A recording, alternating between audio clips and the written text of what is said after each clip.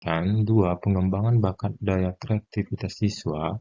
3. Memudahkan dan memberikan akses luas terhadap pendidikan sesuai keinginan kepala sekolah dan guru. Yang ketiga,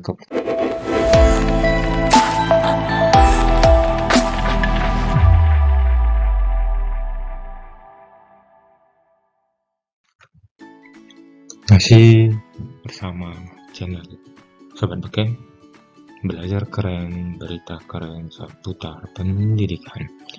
Kali ini kita akan membahas mengenai soal PPG berdasarkan kisi-kisi yang sering keluar berdasarkan pengalaman teman-teman untuk semua mata pelajaran, dan itu soalnya pedagogik.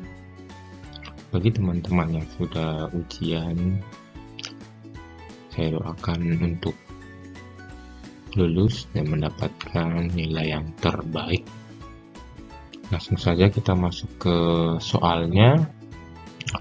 Yang pertama itu, sebagian siswa mengalami kesulitan menjawab soal tes pilihan ganda yang disusun oleh guru. Hal tersebut disebabkan materi dalam soal sebagian belum dipelajari oleh siswa, karena materi tersebut seharusnya diberikan pada pertemuan berikutnya.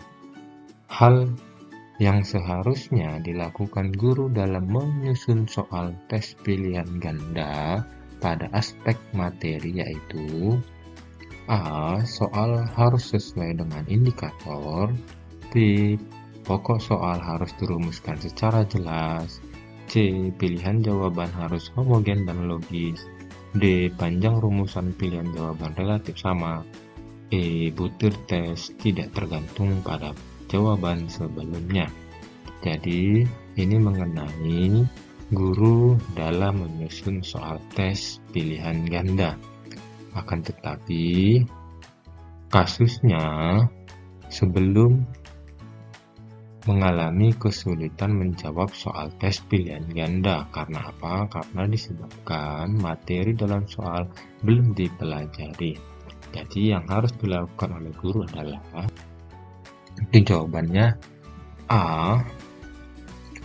Mengapa? Karena analisis secara teoritis dalam telah soal yang difokuskan pada aspek materi, konstruksi, dan bahasa.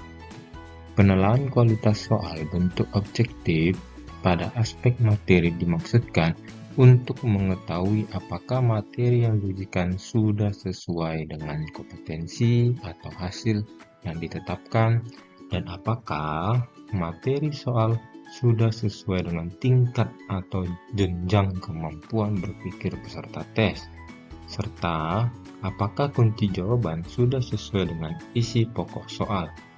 Telaah kualitas soal pada aspek konstruksi dimaksudkan untuk mengetahui teknik penulisan butir-butir soal sudah merujuk pada kaidah-kaidah penulisan soal yang baik. Tes objektif yaitu tes pilihan ganda. Tes pilihan ganda adalah bentuk tes yang harus dipilih dari beberapa kemungkinan jawaban yang telah disediakan. Jadi, inilah yang harus dilakukan guru dalam menyusun soal tes pilihan ganda pada aspek materi. Itu jawabannya A. Oke, teman-teman sekalian. Kita masuk ke soal yang selanjutnya.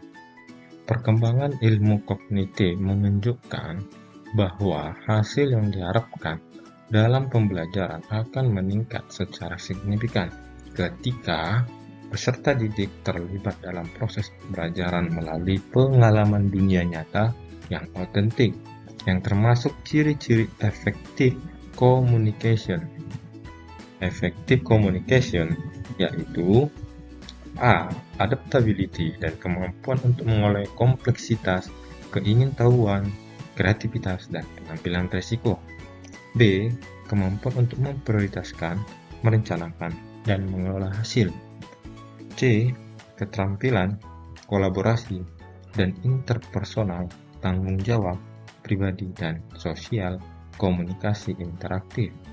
D. Komunikasi interaktif, berpikir tingkat tinggi, dan alasan yang masuk akal, penggunaan alat dunia nyata yang efektif, produk yang relevan dan berkualitas tinggi.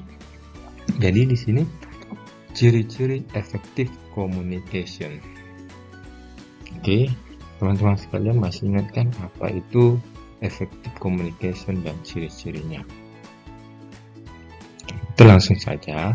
Yang termasuk ciri-ciri effective communication yaitu kita lihat di sini pembahasannya ada 1.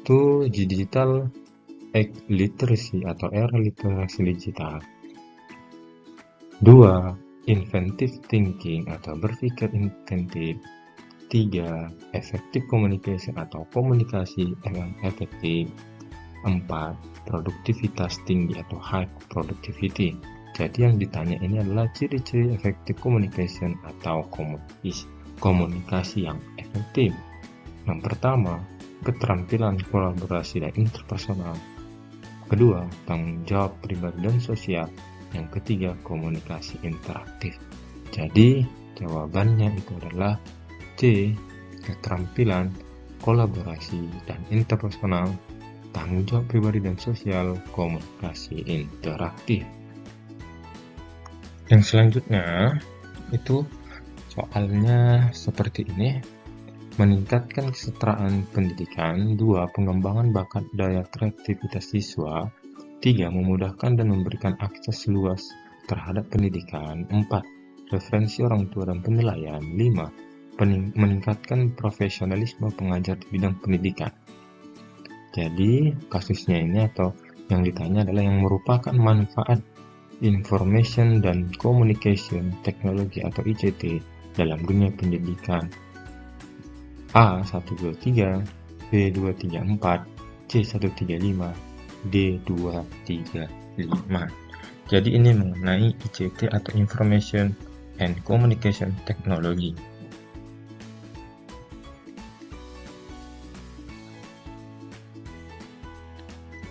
Ya, bagaimana teman-teman sekalian atau teman-teman semuanya mengenai information communication technology? Pastinya masih ingat dan paham mengenai istilah tersebut. Oke, kita lihat dulu ini merupakan peran ICT dan manfaat daripada ICT. Yang pertama, bisa meningkatkan kesetaraan pendidikan. Yang kedua, memudahkan dan memberikan akses luas terhadap pendidikan. Bisa meningkatkan efektivitas, efisiensi manajemen, pengelolaan, dan administrasi lembaga pendidikan. 4. Bisa meningkatkan profesionalisme pengajar di bidang pendidikan. Yang kelima, meningkatkan mutu dan kualitas pembelajaran antara guru dan murid. Peran ICT dalam pendidikan sangat mendukung visualisasi ide abstrak, bisa memudahkan sistem pembelajaran atau pemahaman terhadap materi yang diajarkan guru, dan memungkinkan interaksi positif antara guru dan murid di dalam kelas pembelajaran. Ini merupakan peran ICT dan manfaat ICT. Jadi berdasarkan soal yang pertama, kedua, ketiga, dan keempat ini soalnya, maka jawabannya itu adalah C. Yang merupakan manfaat ICT adalah 1, 3, dan 5. Oke, jelas ya teman-teman sekalian mengenai manfaat dan peran dari ICT, Information Communication Technology. Masih bersama Sobat Bekei, belajar keren, berita keren seputar pendidikan. Soal selanjutnya itu yang pertama, waktu yang tepat untuk suatu pesan dengan perhatian kompetensi dasar yang dicapai. Yang kedua, sesuai keinginan kepala sekolah dan guru. Yang ketiga, kepercayaan dari komunikator atau guru. Keempat, bahasa yang digunakan harus dapat dimengerti oleh siswa. 5. Memilah-milah jenis kelompok sasaran di mana komunikasi akan dilakukan. Ini soalnya agar komunikasi menjadi efektif. Yang sesuai adalah 1, 2, 3, 2, 3, 4, 1, 4, 5, dan 2, 4, 5. Ini mengenai komunikasi agar komunikasi menjadi efektif. Bagaimana menurut teman-teman sekalian? Oke, yang tepat itu adalah C, 1, 4, dan 5. Ini merupakan agar komunikasi menjadi efektif.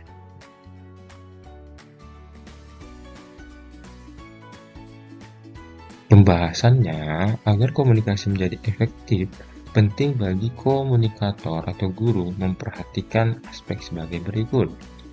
Waktu yang tepat untuk suatu pesan. Yang kedua, bahasa yang digunakan harus dapat dimengerti oleh siswa. Yang ketiga, sikap nilai yang ditampilkan harus dapat menumbuhkan kepercayaan siswa. Yang keempat, memilah-milah jenis kelompok sasaran di mana komunikasi akan dilakukan. Jadi ini jawabannya 1, 4, 5. C. Kita masuk ke soal yang berikutnya. Menurut teman-teman, bagaimana dengan soal seperti ini? Model pembelajaran yang mempunyai keunggulan antara lain berpikir dan bertindak kreatif, memecahkan masalah yang dihadapi secara realistis, merangsang perkembangan kemajuan berpikir siswa untuk menyelesaikan masalah yang dihadapi dengan tepat adalah A. Role playing, B. Inquiry, C. Problem solving, D. Picture and picture. Oke, jadi ini mengenai model pembelajaran. Bagaimana teman-teman untuk soal yang seperti ini? Oke, kita bahas satu-satu. Role playing atau bermain peran adalah metode pembelajaran yang di dalamnya terdapat perilaku pura-pura atau berakting dari siswa sesuai dengan peran yang telah ditentukan, di mana siswa mendirikan situasi dari tokoh-tokoh sedemikian rupa dengan tujuan mendramatisasikan dan mengekspresikan tingkah laku, ungkapan, gerak-gerik seseorang dalam hubungan sosial antar manusia. Itu role playing. Yang kedua, inquiry. Itu kegiatan pembelajaran yang memfasilitasi peserta didik untuk mengajukan pertanyaan, melakukan penyelidikan atau pencarian, eksperimen, hingga penelitian secara mandiri untuk mendapatkan pengetahuan yang mereka butuhkan. Dalam model ini, peserta didik diarahkan agar dapat mencari tahu sendiri materi yang disajikan dalam pembelajaran dengan cara mengajukan pertanyaan dan investigasi mandiri.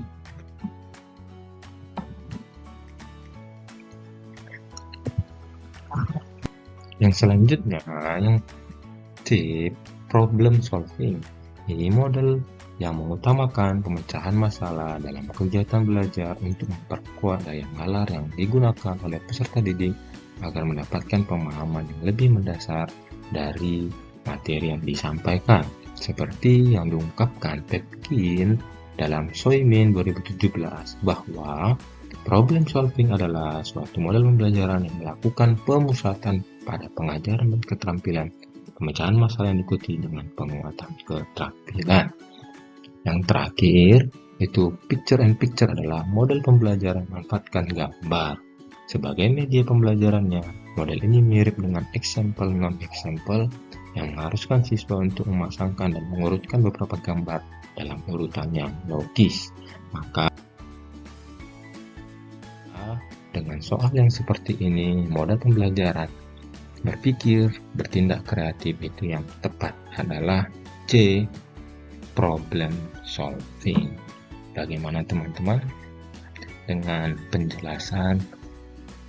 Bagaimana teman-teman pahamnya mengenai model pembelajaran role playing, inquiry, problem solving, picture dan sebagainya.